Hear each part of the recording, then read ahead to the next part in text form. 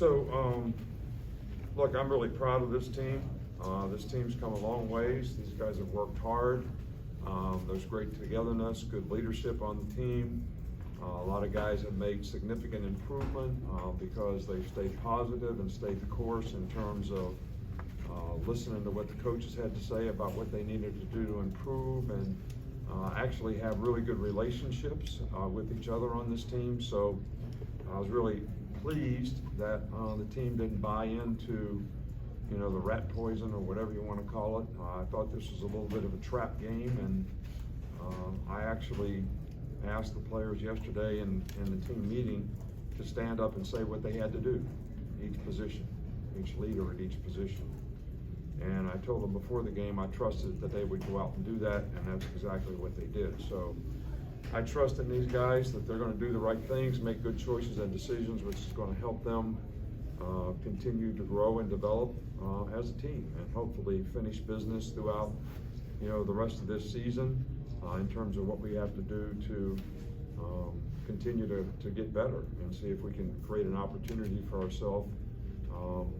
Obviously, it's great that we won the West and going to have an opportunity to play in the SEC championship game, which I'm very happy for this team, but they were able to accomplish that. I think there's probably very few people after the Texas game or the South Florida game, a lot of naysayers out there never really believed in these guys, but I've always believed in this team and trusted in this team that they would develop into something that's special, and it has been special. It's been a great experience to see them grow and develop, and the confidence that you need to, you know, play really, really well. I think they were sort of excited about the fact, a couple guys came up to me, and you know, I always talk to them about when we play on the road, you know, if you enter the stadium, that means, you know, you really beat the other team. So a couple guys I didn't use that in this game, but they certainly got the message and said, hey coach, look around. So I'm pretty proud of them the way they played today, and obviously there's some things that we can correct and fix. We made some errors that obviously we busted on the 60-yard run at the end of the game when we put the twos in there, but these are all learning experiences that these guys will have an opportunity to get better at. You know, Jalen played really well. I thought, you know, the offense started the game out and set the tempo of the game extremely well. He played extremely well. The whole idea was the way they play on defense is take what the defense gives, and we nickel-dimed them in the first couple of drives, and then we hit a couple big plays. So I thought they did a great job on offense, and great team win for us. Aaron, slide that computer in a little closer. We'll start with Nick. Yeah, you talk about Jalen Milroe, but as far as this team's overall resiliency, that he's shown that same quality. How have you seen that from him through the course of the season, the resiliency that Jalen's had? Well, you know, I guess that's what I was trying to explain, that these guys have had great perseverance, shown great resiliency, been able to, you've heard me say this before, manage hard. Whenever things got hard, they always seem to come up with, we can come back in a game when we're behind 7-6. We can come back in a game when we're behind 20-6. We can make plays when we need to make them. So I think that comes from confidence, but I also think it comes from believing in each other and believing in what you're doing. And coaches have always also done a really good job of selling the players on, hey, if you do it this way, you're going to have success. Edwin? Coach, over here. How important was it for this defense to step up and just shut down the running game like they did tonight? Well, I think that was the key to the drill. I mean, controlling the line of scrimmage in this game against this type of team, who prides himself in being a physical team, I think was, you know, like our #1 objective. And I think we wanted to make them one-dimensional. I think we did, except for the last run where we didn't have any run support on that side. But yeah, I think it was really important that we won on the line of scrimmage on both sides of the ball. We'll stay on that side with Chris Lowe. Hey Nick, what's the challenge been like for you to get this team from where they were, Texas, South Florida, where they are now? You've had a lot of challenges you've dealt with. Yeah, but you know, it's been fun. It really has been fun to see. I think that, you know, it seems like every team we've had in recent years, there's these huge expectations. and you never want the expectations to impact you. But because there were such high expectations, you know, it was almost like you were relieved, you know, to get the players to be where they needed to be so they could have success. With this team, I didn't have those kind of expectations. You know, I knew we could be good. I believed in them, but I knew it was going to be a work in progress.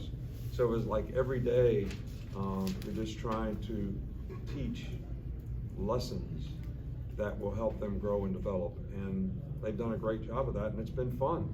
And I didn't put any expectations on them or myself, and they, you know, sort of blowing it out of the water in terms of how well they've done.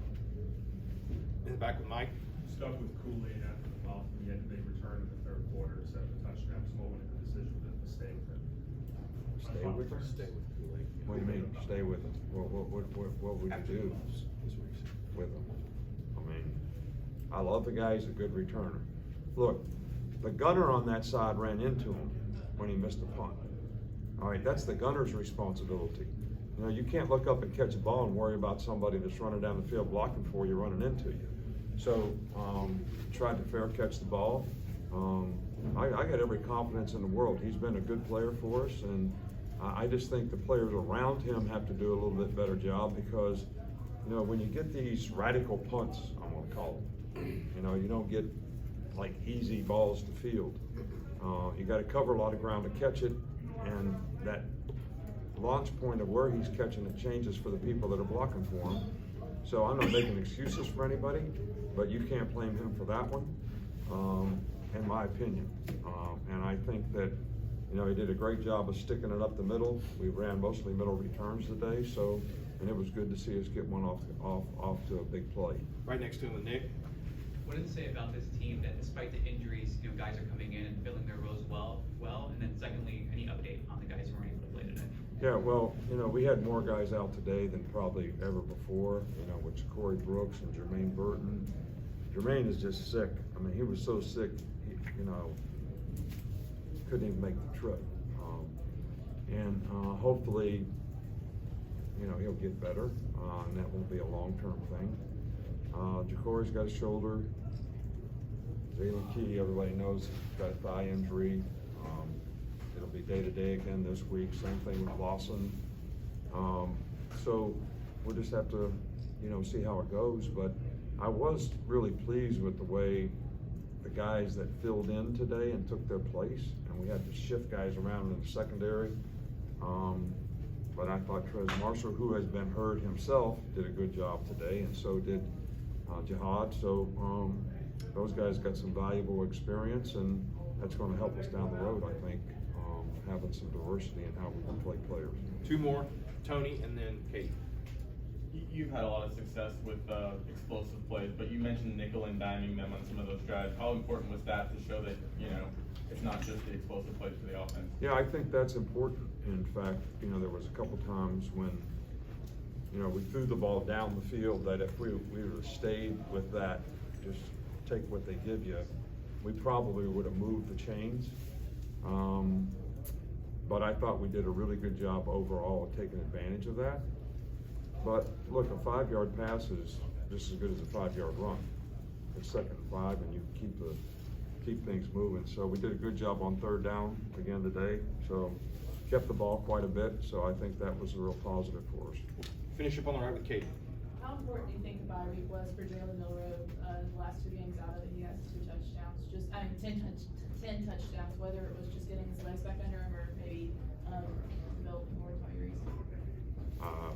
You know, you'd have to ask him if the bye week. You know, I don't know if he took some Geritol or what, but I mean, that's my medicine. So folks. No, you'd have to really ask him. I mean, I thought he was playing really well before the bye week.